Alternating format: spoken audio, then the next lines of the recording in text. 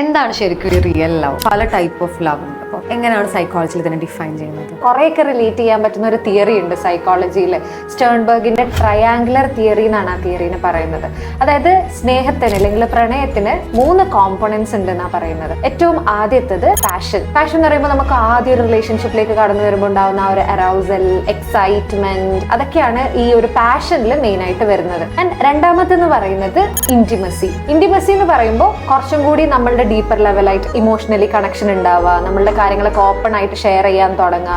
ഇത് കുറച്ചും കൂടി റിലേഷൻഷിപ്പിന്റെ ഒരു സെക്കൻഡ് സ്റ്റേജ് ആയിട്ട് വേണമെങ്കിൽ നമുക്ക് പറയാം. മൂന്നാമത്തേന്ന് പറയുന്നതാണ് കമ്മിറ്റ്മെന്റ്. അതായത് കുറച്ചും കൂടി പാർട്ട്ണർ ആയിട്ട് ഒരു ലോങ്ങിങ്നെസ് വേണം എന്നുള്ളൊരു, കുറച്ചും കൂടി റെസ്പോൺസിബിലിറ്റി ആവാം, കുറച്ചും കൂടി ലോങ് ടേമിൽ റിലേഷൻഷിപ്പ് കൊണ്ടുപോകാം എന്നൊക്കെ തീരുമാനം എടുക്കുന്നത് ഈ ഒരു 3rd സ്റ്റേജിലാണ്. ഈ 3 കോമ്പോണൻസിന്റെയും കോമ്പിനേഷൻസിലാണ് പല തരത്തിലുള്ള സ്നേഹങ്ങളും പ്രണയബന്ധങ്ങളും റിലേഷൻഷിപ്സ് ഉണ്ടാവുന്നതെന്നാണ് ഈ തിയറിയിൽ പറയുന്നത്. ഈ 3 കോമ്പോണൻസ് വെച്ചിട്ടാണ് പ്രത്യേക തരം കുറെ ലവിനെ നമ്മൾ ഡിഫൈൻ ചെയ്യുന്നത്. അതെന്തൊക്കെയാന്നുള്ളത് നമുക്ക് നോക്കാം.